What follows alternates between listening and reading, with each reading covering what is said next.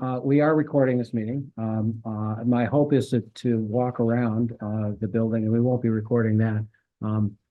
But for the audience, I'll welcome folks to the January 14th. This is an official town center and library committee meeting. It was warned as such, even though we don't have a quorum. But our intent is, what we're trying to do is we're trying to inform the voters about what we've learned about this building, what it will take to fix it, and answer as many questions as possible. I really appreciate you all taking the effort to come out on this rather intense day. It wasn't intense about half an hour ago. It's a little bit less so right now, but so what I hope to do, let me see if I can get this thing working. Are we on camera and you're recording us? We are, yes. Okay. Pick your nose. Do you want to comb or anything? You want to go to the bathroom? No, it's okay. My shabby self is good enough. What I wanted to do is, give you a little background on the history of this building, what the town center committee has done to date. We can talk about the budget and the funding, and I'm happy to answer questions. And let you know what the next steps are, which we're getting close to. We're doing a vote at town meeting. So that most of you probably do know the history of this building. It was built in two sections. The first section, that side, was built in 1907. And then this other half, which is essentially the way it stands today, was built in I think it actually was 1911. The picture is from 1914, I believe. One of the things that amazes me about that is, you may know that there was a catastrophic fire that happened downtown in 1908. And it took out the whole Masonic block and several other large buildings downtown. And yet, just a very few years after, folks in town had the energy, the vision really, and the wherewithal to invest in putting up the other half of this building, which couldn't have been an inexpensive project at the time. And I actually, over the years, I've thought about this a lot, that the people who've lived in Richmond over the years have done this time and time again. If you think about the Round Church, or the Universalist Church, which is the library now, the people in town had the time, the energy, and frankly, the money to invest in legacy projects for future generations. Would you go back to the previous picture there? You see how that is? My question is, when they built that half, did they imagine building the second half when they had the money? Right? Because it's just, right? It's an interesting question. It is an interesting question. I mean, so right behind it, you see the building? Yeah. Behind it? It looks like it's stepping on its doorstep there. That was the Richmond Academy, as my understanding. Unknown color.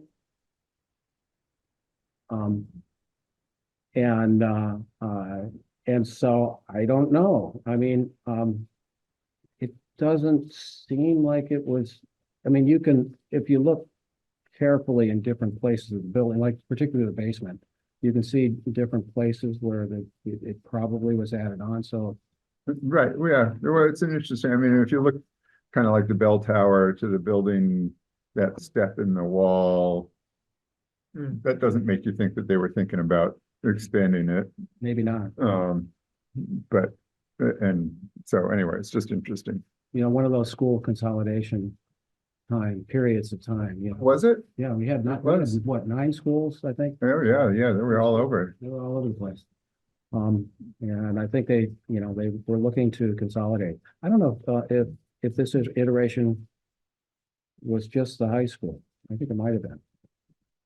I don't know if it was all schools or not. you know, I knew that, you know, there's a school at Face Corners. Oh, interesting, right? There were schools all over town. Yeah, there was that one out on Huntington Road by Doug Way. Mhm.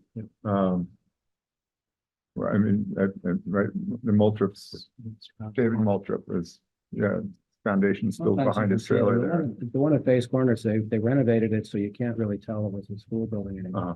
Oftentimes you can see the buildings that have a lot of big, tall windows on one side.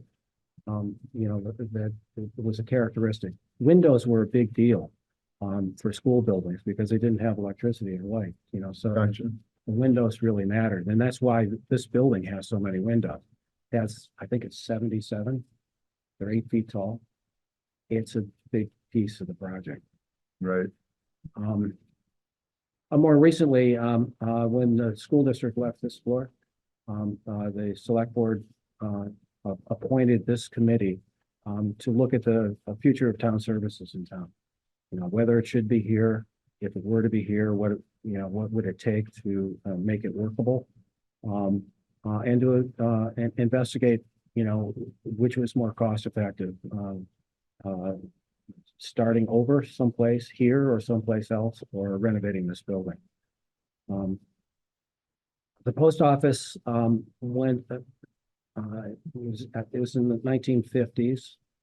And it was a terrible time for architecture. Not only is it not terribly attractive, but it's got an inch of insulation in the roof, and that's about it. So it's got the windows, but it has it needs a lot of help. The supervisory union moved in here in the mid 90s, and that's when we renovated the rest of the building. Not a lot for you. When the town originally moved into the building, they moved into that addition. That's where the town clerk was. That's why the safe is down there. They moved that. Town clerk used to be where the flooring store is in the basement of the Masonic building. It was an office space. The library was over there as well. I remember going to the library there in the jail. It was pretty rough. And so moving here was a step up, but we didn't really put a whole lot of money into the building either time, really. The post office paid for the renovation that we are living with today, you know, the rents from the post office. And then this committee was formed in 2019 to try to figure it out. And we've done a lot, actually. This committee has been meeting pretty much twice a month since 2019. We had a building assessment done by Bredlo Construction Company in Middlebury. That was actually done before this committee was ever. I think it was. Right. I think it was.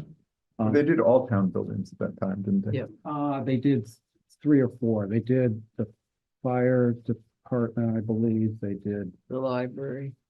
the library. I don't know if they did the garage. I don't think they did the garage. No, the gardens.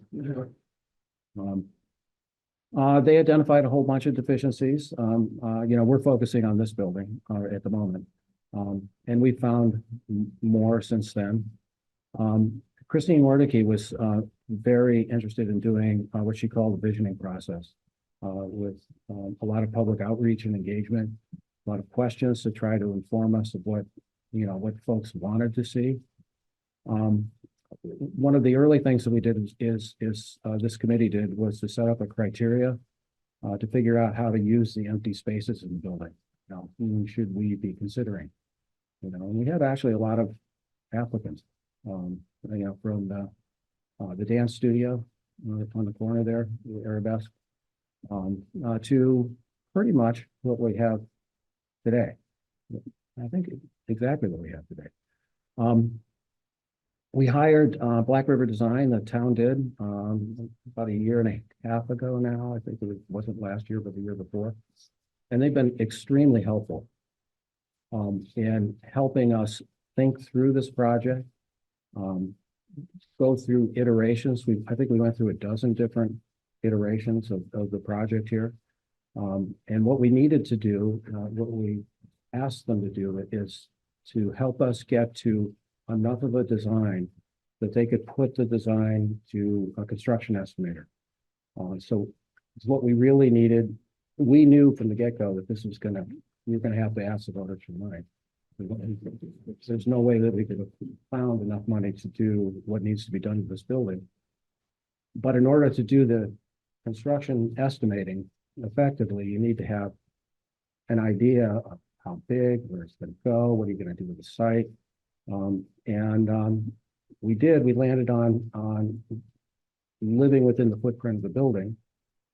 And then worked through what the cost at each cost of each individual item might be. So this construction estimator, I think he had 300 different items to come up with this $9 million, $9.8 million cost. The committee, and boy, Lori Dana has been fantastic at trying to find places where you can find grants. We've identified several, but we haven't gotten there yet. It's hard to apply for a grant. You don't know that you're going to have matching money. And if you're not going to do the project, then you don't need the grant. So our intent is to continue this committee forward and look for more potential sources of money. What do you have for thoughts that you might find for grants? Got a slide. So this is who we have right now. The services on the left are all town services. The police was really quite challenging. You know, our police department has been in flux now for quite some time. And you know, one of the exercises that the architects did is they went and interviewed all of the occupants of the building to see what their wants and needs were. You know, planning and zoning has more space than they need. You know, they have two people in a big space. Same with Josh. Josh has a fairly large office, and he doesn't feel like he needs that much space for one person. On the other hand, the police, Chief Eric in particular, he had a lot of wants.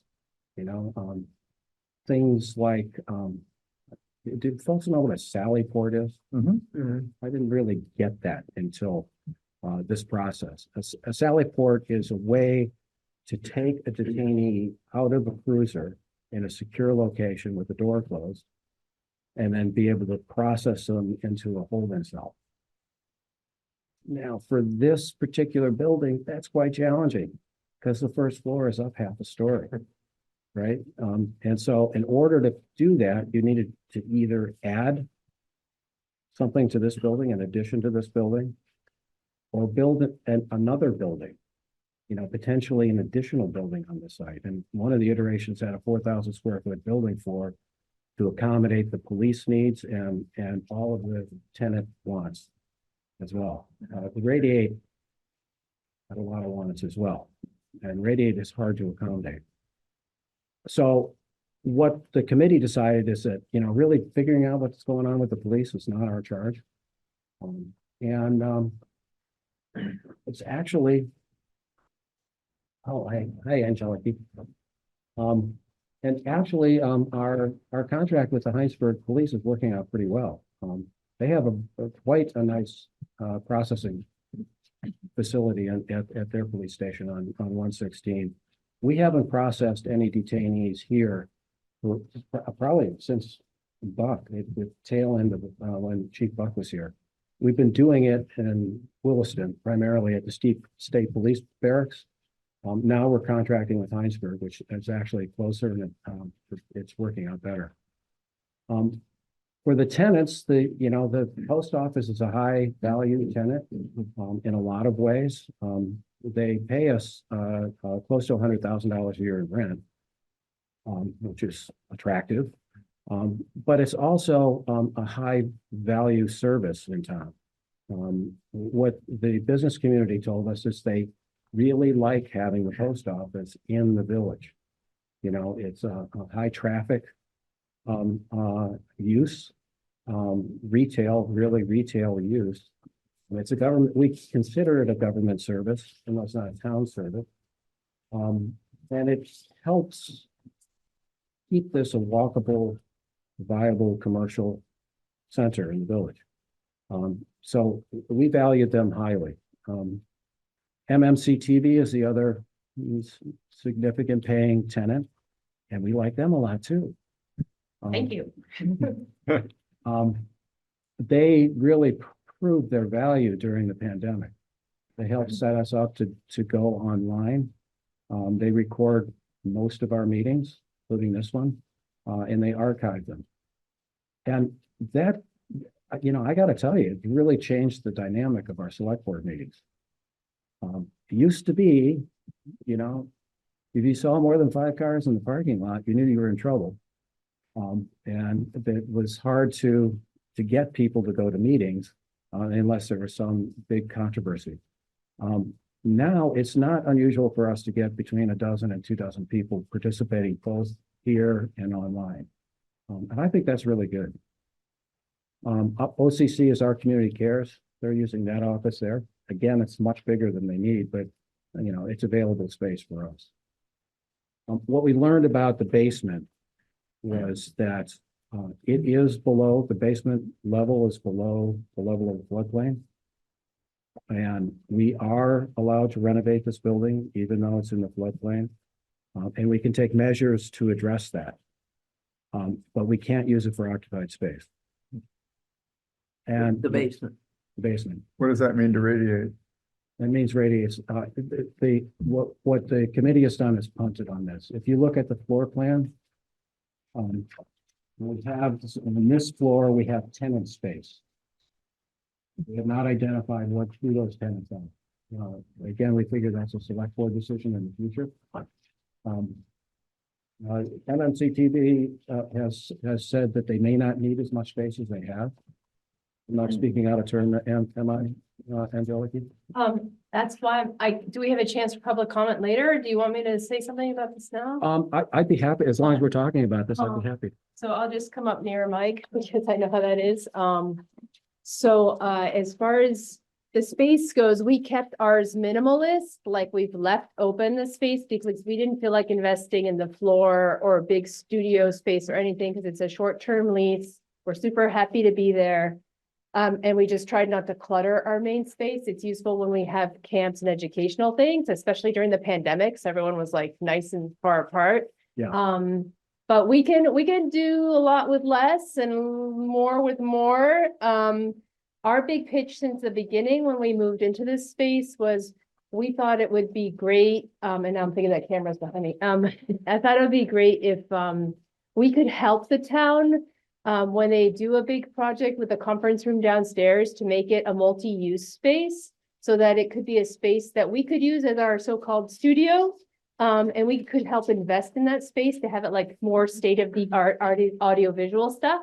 I mean, what we currently have here, the town purchased, from things that we bought to have during the pandemic. So it would be great if Richmond had a room that was used for a number of different things. Like this room is not being used all the time. And like we could certainly schedule some of our studios things. So yeah, we could have a smaller space and then we could put some of our resources instead of putting them into a different room in the building, have them in that conference room. So that's all I wanted to say, just to mention That's perfect. about that. That's perfect. One of the things that the architect has told us is the interior on the scale of this project, where the interior partitions are, they're not an expensive fix. In fact, a lot of it should be changed.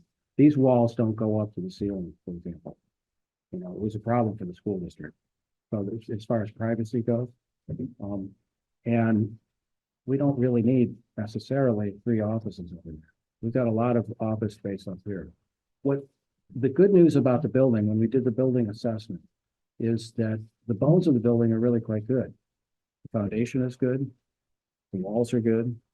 We have a new roof, relatively Jeff Urbanik put it on one of his last things. The challenges are, all of the mechanicals are aging out. I'll show you some of the indications of that with the heating system. And the windows are rigid. These are 100 years old. The only fresh air ventilation we have in this building are the leaky windows, which is really not great. One of the things we learned during the pandemic, is you need ventilation to keep people healthy. And we do not have that in this building right now, other than incidental. So, you know, Well, but it's not radiant heat, it's forced air heat. correct. So there is air movement. There's air movement, it's recirculating. It's all research. Okay. It's all recirculating. So there's no fresh air. And the, you know, one of the challenges with that is if you were to replace the heating system, for example, and not replace the windows, you'd have a lot larger heating system and you'd be heating half the outdoors. If you replace the windows without replacing the heating system, you're making it tighter and you're exacerbating that problem. And both of those are big ticket items. So all along, you know, the buildings is something I do. I was a facilities coordinator for the school district here, and it's concerned me for quite some time. These are the numbers. They're in your handout as well. We're trying really hard, this committee is trying really hard not to hide anything. We know this is a big ticket item. As I say, I think we know what most of the problems are in the building. We know what it would cost to fix them. And what we need to learn is whether the town has the wherewithal to invest in this project. In addition to the construction cost, you know, don't we wish we could have done this 2 or 3 years ago before the construction costs went crazy? You know, they really have gone, if you've done any kind of construction process over the last 3, 4 years, you know how much they've gone up. But what we've taken into consideration, this is an old building, so we have a 15% contingency. It's $1 million right there. And we've also put in an inflation allowance of 7.5%, which is double what the current inflation is, you know, as a whole right now. But you know, over the last few years, construction has outpaced general inflation. And so that's how this gets to be such a high number. The impact of that on property taxes is $96 per $100,000 worth of valuation. There may be ways that we can reduce that. One would be, you know, grants. You know, one would be, it's conceivable that the construction costs could be less than what was estimated, particularly if we, you know, we beat that inflation allowance. There may be different ways of financing this. What we based that $96 on was a bond. And Dave, I don't know if you recall, but the bond schedule is funny. You know, I never have liked it myself, but the way they do it is they have a fixed. The Vermont Bond Bank? Yeah, Okay. it's a fixed principal cost and declining interest rate. So your biggest cost is the first year of the project, and then it declines over time, and it tails off quite rapidly at the end. As opposed to your mortgage. Where you make the same payment for make the 30 same years. Payment for 30 years. And so the select board is investigating alternative financing for the bond bank. What rate is the bond bank? It's like, I think Selling it's out these figured at days. 4.5%. You know, and you know, there are a lot of projections that the interest rates are going to go down over the course of the year. And the Fed might come down over the course of the year. We wouldn't be borrowing this money until the tail end of the project. You know, I would assume we would do construction financing and then close on the loan, you know, similar to what you do with your house. So best case scenario, things. How long is the project? Well, best case scenario, if it gets approved in March, we still have to go to final design. We don't have construction drawings because those are expensive. What we have is conceptual drawings. So those could take, you know, 2, 3, 4, 6 months to do, depending, you know, what. They're not going to start until fall. I wouldn't anticipate starting until fall at best. And so in completion of the project sometime in 2025, you know. So a year's worth of work. I would think, you know, 6 months to a year. I mean, we're basically touching every portion of the building. If we're replacing the windows, that's a lot of surface area. if we're replacing the heating system, it means pretty much trashing the ceilings as well. And what we'd like to do is we'd like to raise them, they're not worth saving, right? Yeah, that's nothing, yeah. So if we're gonna be doing all of that, then it's, We'd like to get them back up to where they used to be, so they made sense with the window size. I would love that, that is the hope. Oh, hey, that's a cool looking window there. You see the big gap between the inside sash and the outside sash? Another thing with these windows is that betcha they've never been cleaned. To clean, windows with storms on it, really hard. Yeah. Is the post office the only tenant that pays? No, MMCTP pays Oh. about $15,000 a year. And so that's another potential source of bond payments. Yes. A portion of that. I think the committee would recommend that we hold some of the rent payments for maintenance. Yeah. New buildings even have, they even have maintenance. But it wouldn't likely need as much as we take in, How much money is in the town center fund at the moment? about 250. 250,000? A lot of it's been used. Most of it's been used on the library, and we still have some projects to go on the Well, library. I know, but we've been like holding money for this window replacement for years too. Yeah. When you, So- so when you collect rent, does that just go into the general budget? And No.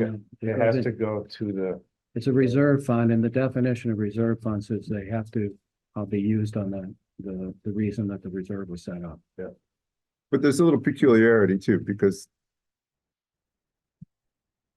the utilities for the building come out of the general fund, Yeah, right? I think, yes. So there's a little mishmash there because like the post office is paying into the reserve fund, but the general fund's paying the heat out for, no, it's all in the same system, They do. right? They pay their own electricity. So the general fund's been paying so if the heat and maintenance costs for that space. So it's not that big a deal, but there's been a little awkwardness there. if some extra money came in for rent, like, do you have to do something on an official basis to direct that towards like, accelerated repayment of the bond? If that, you know how that works, or? I don't know. I mean, were you on the board, Fran, when we did the renovation? No, I came on after. Because at that time, and that it was different rules at that time, but at that time, most of the rent, almost all of it, as I recall, went towards paying down the bond. And at that time, I think it was $50,000 a year, and for 20 years, and that paid off what we had to do in order to get the town services in here. This is considerably more, so we could buy it down, but there's still going to have to be a bond payment.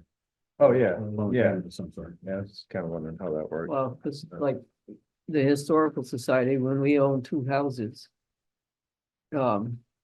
we had a mortgage payment when I was treasurer that I would make it once a month on each of those houses. But then we had extra money, so I negotiated with the bank that I paid extra every month and we got our mortgage down, paid it off a lot quicker. Yeah, I did that Reduce on the my mortgage principal as well. with it, yeah. I'm not sure if for municipalities, it might be harder Yeah, to I've do never- that. I would hope we'd be able to do that. What the bond bank has told me, because I asked them, can we refinance, if the interest rates go down? And they say they have to hold it for 8 years. And after that period of time, then they look for lower interest rates. And if the lower interest rates come around, they do it automatically for all of their bond projects. The note, Well, they have to guarantee the bond buyers 8 years of payback Yeah. at the original rate. What? It's just not callable for 8 years. Yeah, yeah, I think you're right. So I mean, there are nuances to all of this. What the committee felt is that it wasn't the committee's charge to try to figure out all of the finances. Our charge is to figure out how much it's going to cost.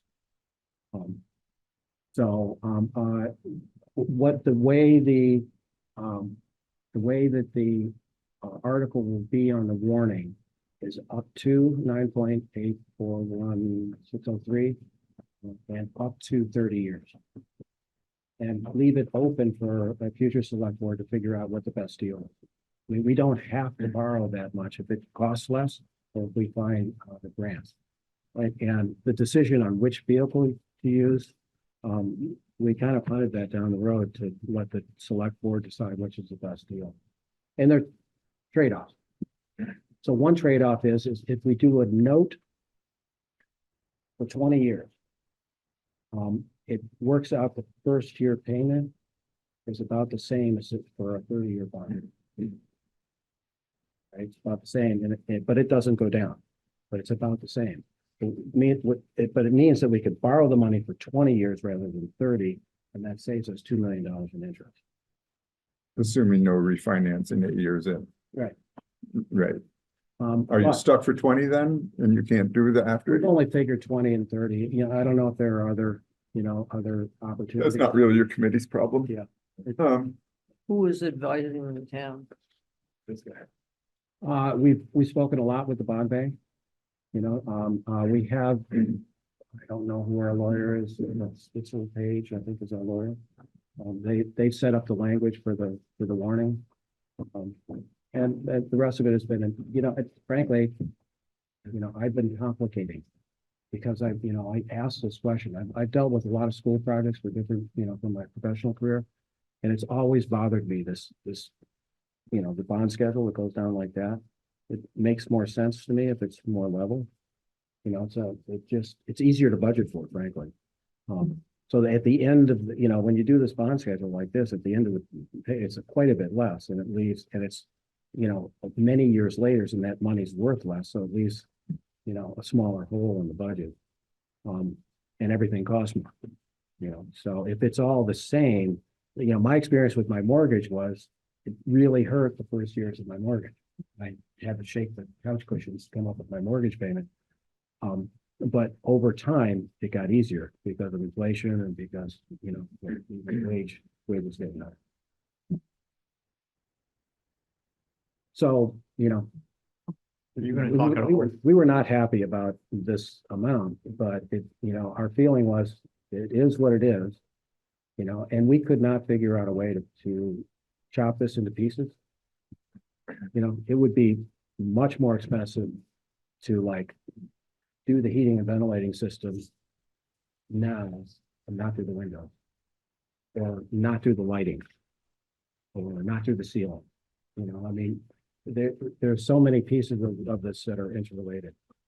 Tell me, please, a little bit about the difference between a high efficiency, electrically powered heating system versus a conventional heating system, and what the difference in investment is. And I'm sensitive about climate change, but I want to know what we're paying for our investment in the future. Okay, so part of it is technical. So if we ever want to go to a heat pump, what's being proposed is a air to water heat pump. So doing a forced air system with coils in it to heat and cool the building from a heat pump, heat pumps are they're like refrigerators. Instead of using electric resistance for energy, they use compression. They compress a gas and they release a gas, and energy is released every time you do that. It absorbs and cools energy. So you use electricity for your refrigerator, and that's how it works. It works with a compressor. So you can size it for a building like this. It's not like the residential heat pumps that you can buy for yourselves right now.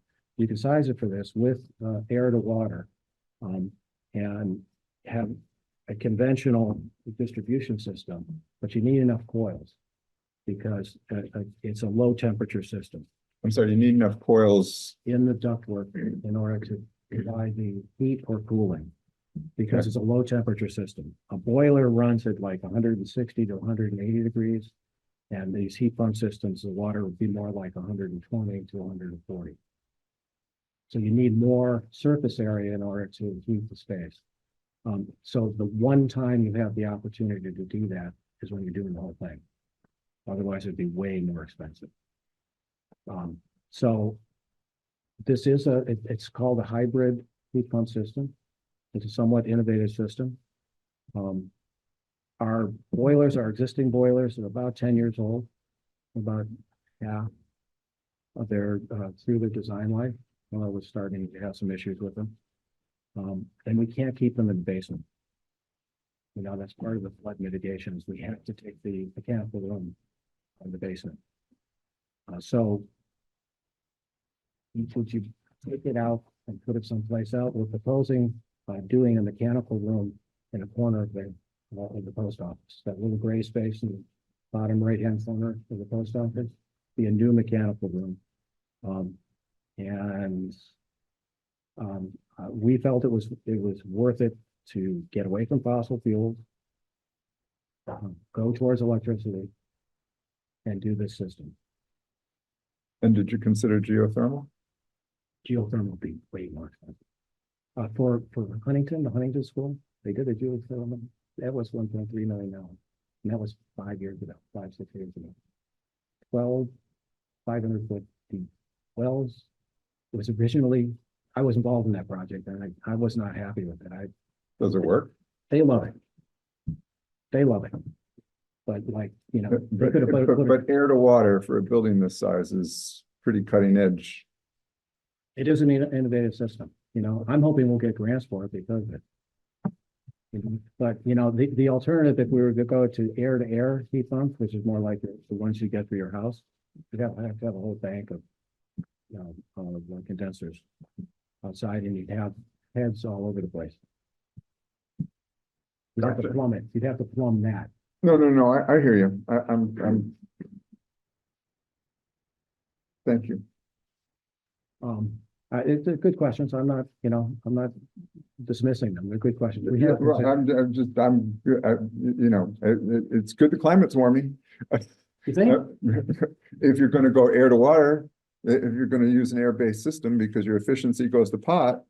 When it's cold. When it's cold, you know, I mean, you're essentially heating with electricity more conventionally because you're using your heat of compression. You're not gaining that much from outside. But anyhow. We do down to, you know, they're projected to function with relative efficiency down to, I think it's like 5 degrees. We're having fewer days that are lower than. I know, it's true. What about the cooling? Is it pretty? That'd be awesome, wouldn't it? Yeah, it would be really good for cooling and much better than what we have now. Oh, yeah. You know, I'll show you what our units are right now, that they scare me. I really, really hope they last long enough to get to this project. They shouldn't, but I hope they do. You're gonna talk about how the $1 million for site work. Yes. And that's a good one to show you. You know, now, rather than walk outside, here, I'll bring up what the site is. Image. Come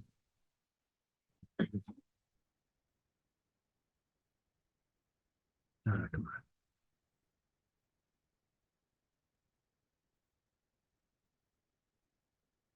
Okay,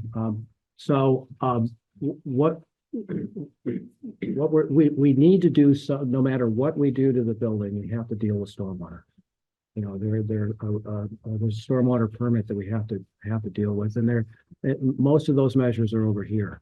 When the site is flooded 3 times this year, it floods on that right side of the parking lot. Yes. Right around here.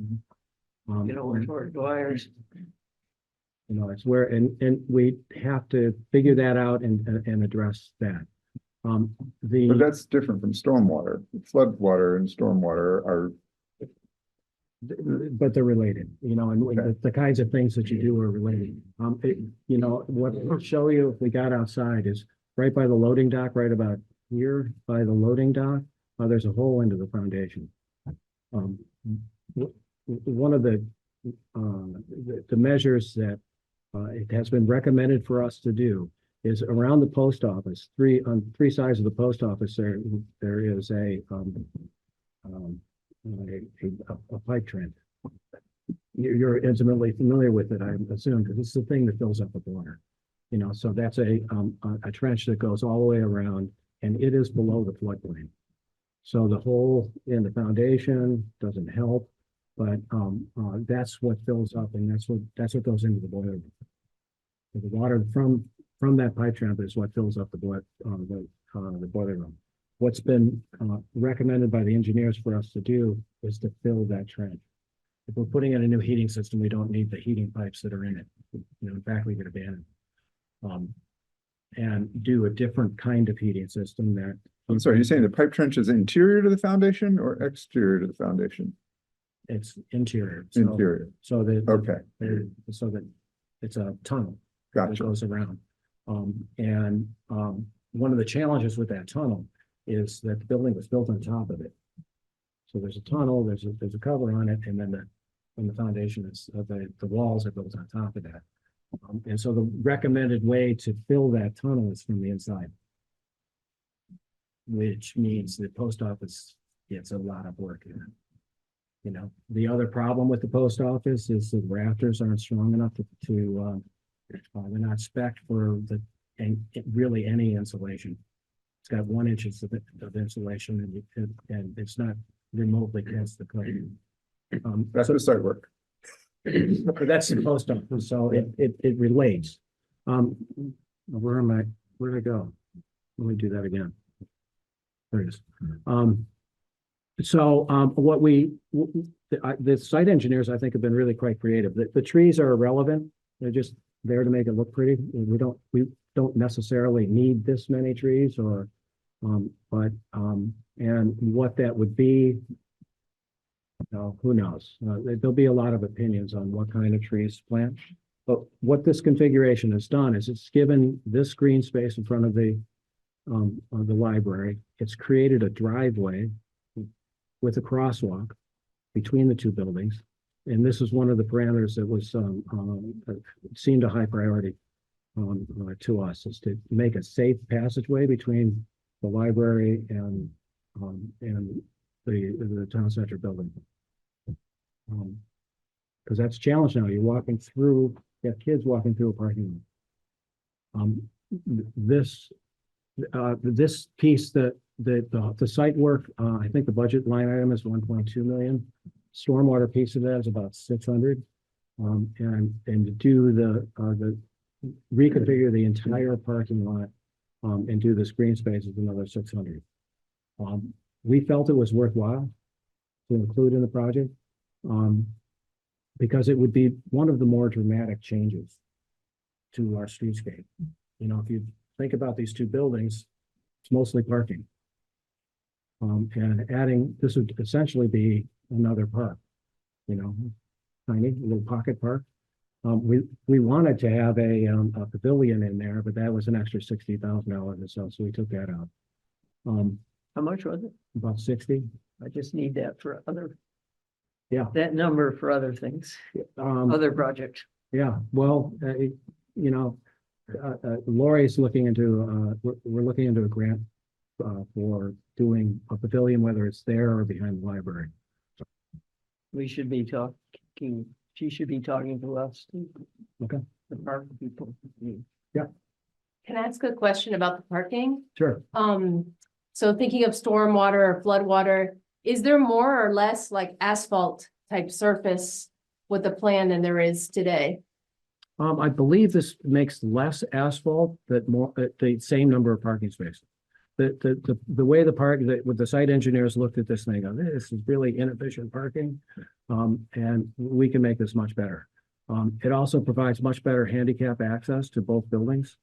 You know, so instead of having the handicap access for the library in front of the building, now behind the building with ramps that go up, which is much better.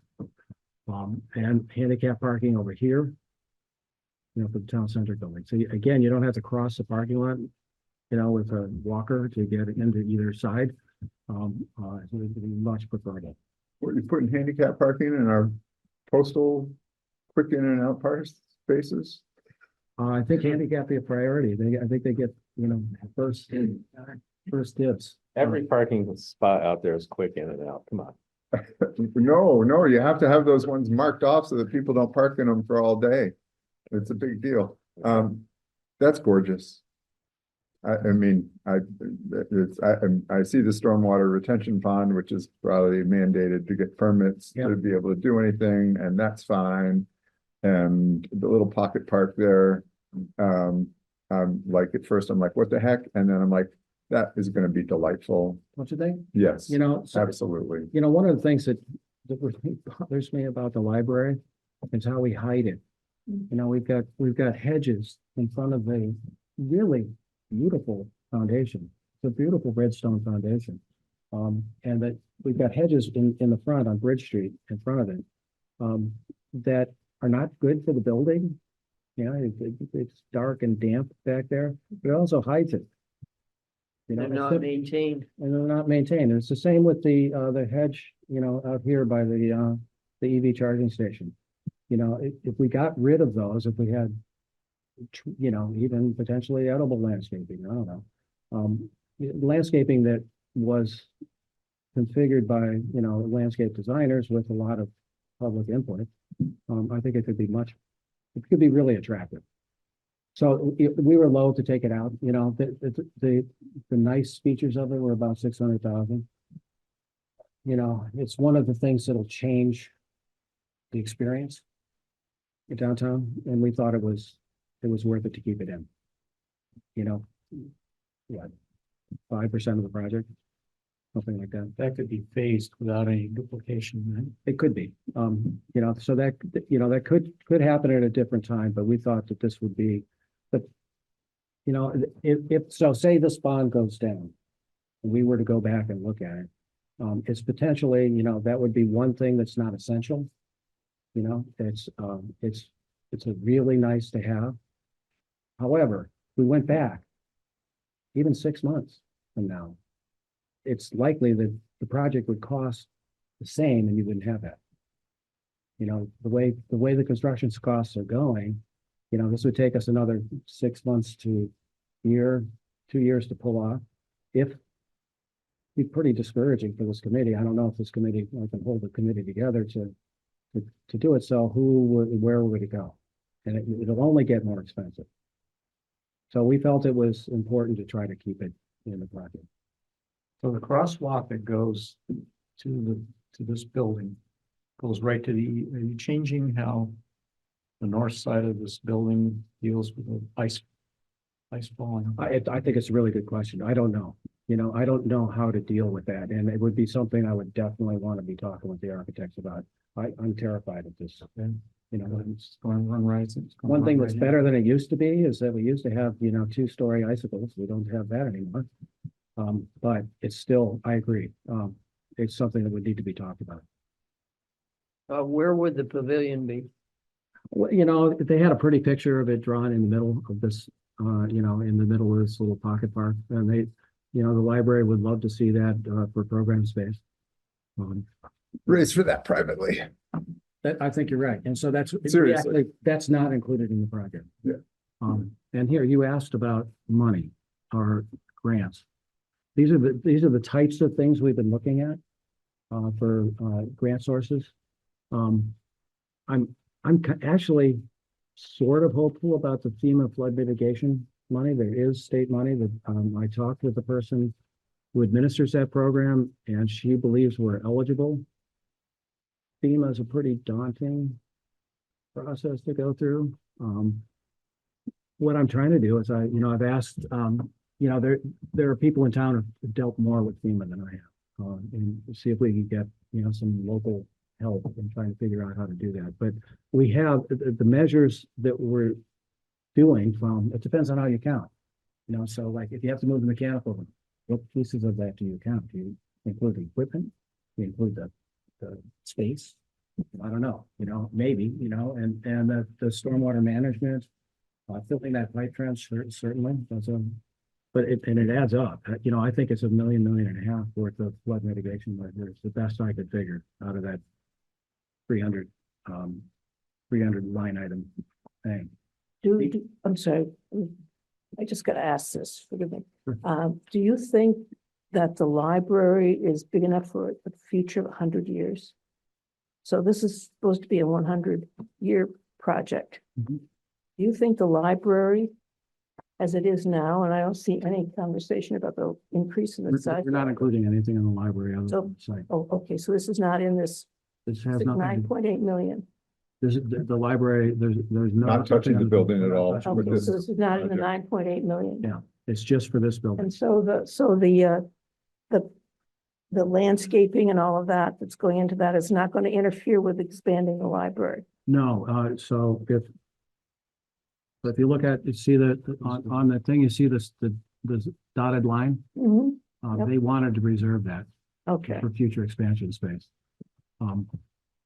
So we did have, different iterations that included using that space for parking and whatnot.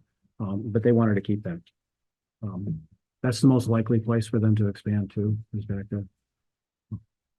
but because I've been asleep through much of this, how much is it going to cost to do work on the library?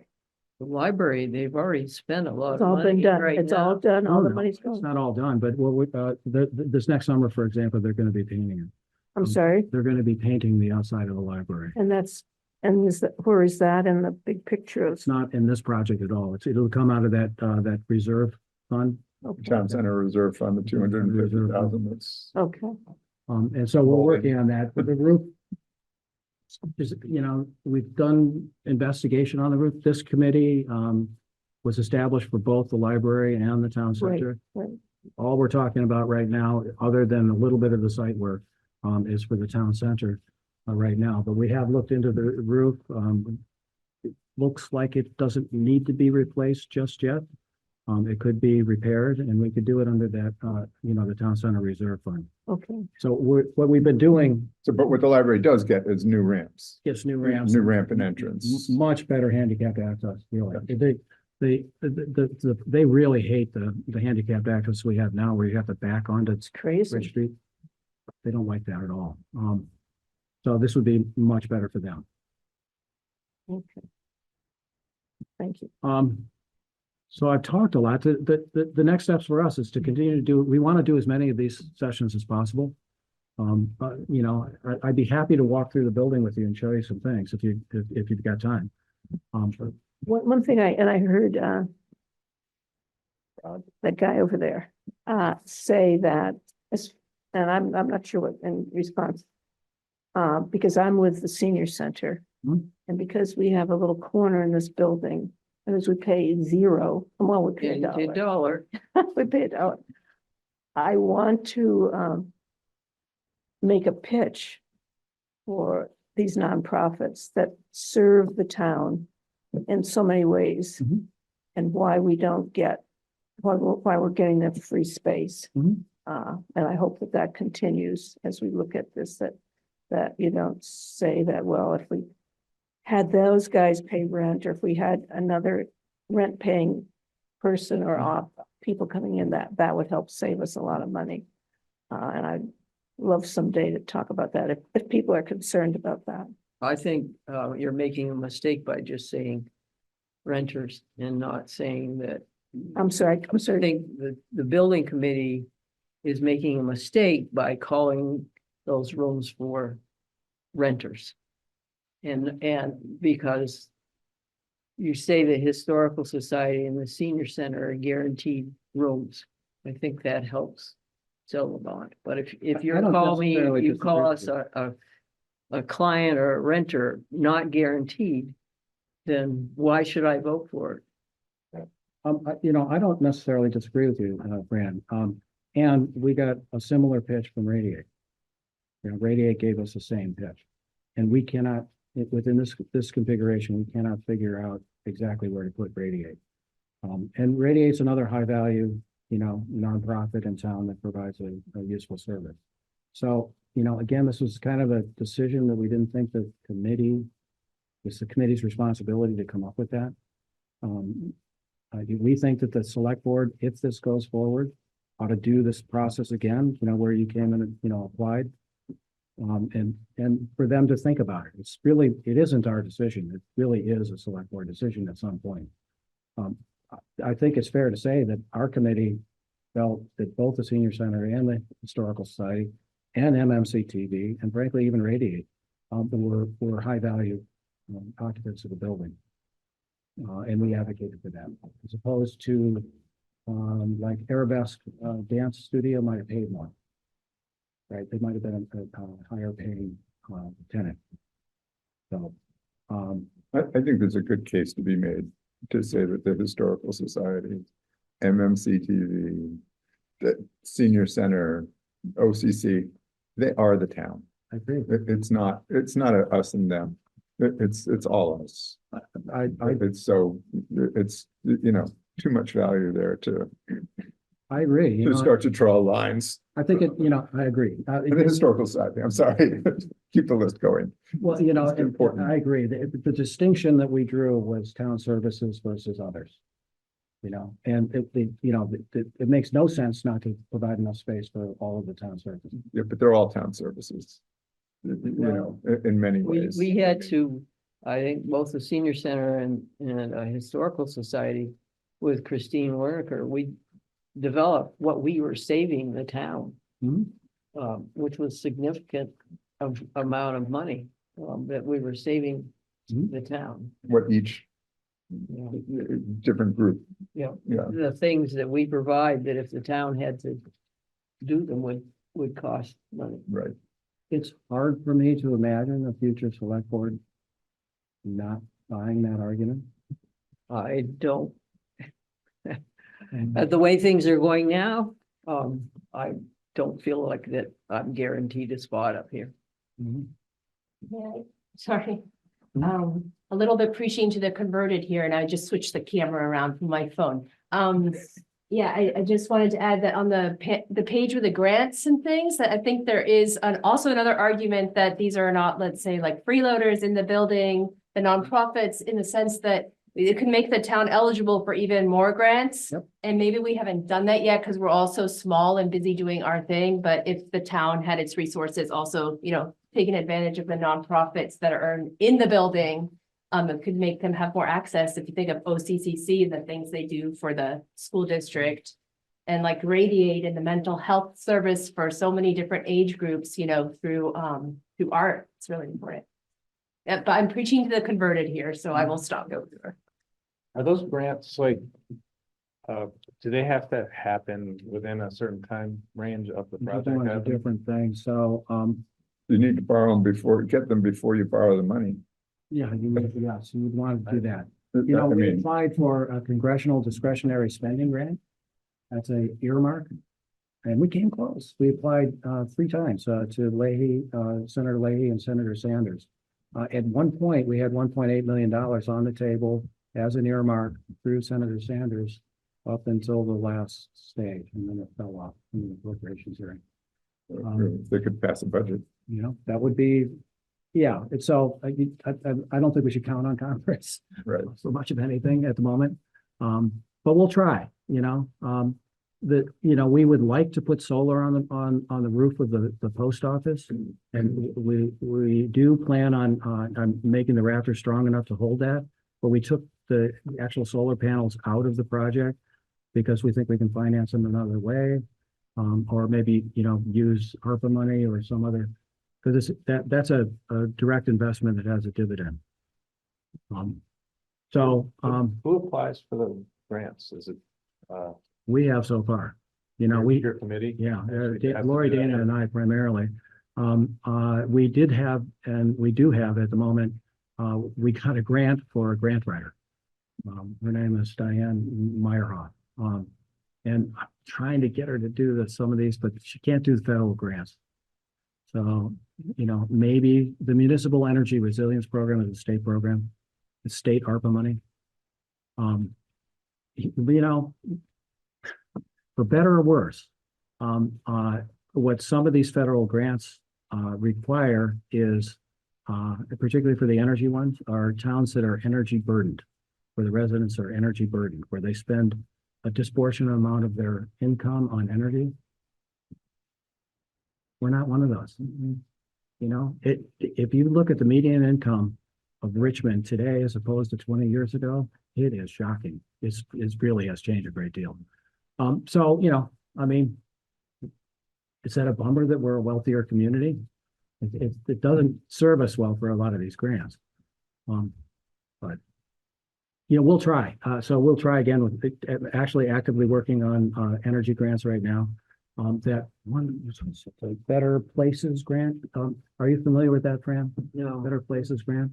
That's a cool one because that one is a matching grant. So they'll give you $20,000. They'll give you, if you raise $20,000 locally, they'll give you 40. It's a 2-to-1 match. So that we thought that would be a good one for the pavilion, for example. Because that was about the right amount for that. So we'll continue to look. But we won't have it, you know, we won't have any of these in hand by town meeting, and that's why it's up to. So do you want to take a look? Yes, please. Okay, so that, You gotta stop recording. I think I should.